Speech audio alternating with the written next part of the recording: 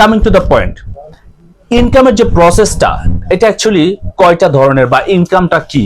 দেখুন পৃথিবীতে দুই ধরনের ইনকাম আছে। একটা হচ্ছে আপনার টেম্পোরারি ইনকাম, আরেকটি হচ্ছে আপনার পার্মানেন্ট ইনকাম। এখন টেম্পোরারি ইনকাম যেটাকে বলা হয় অস্থায়ী, অস্থায়ী ইনকাম।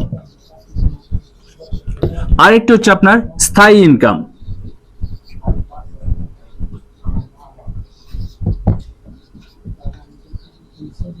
তার মানে আমাদের ইনকাম হচ্ছে দুই ধরনের, একটা হচ্ছে অস্থায়ী ইনকাম আর একটা হচ্ছে স্থায়ী ইনকাম।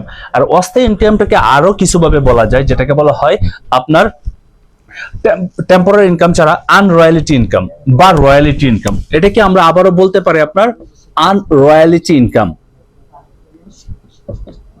বা রয়্যালিটি ইনকাম।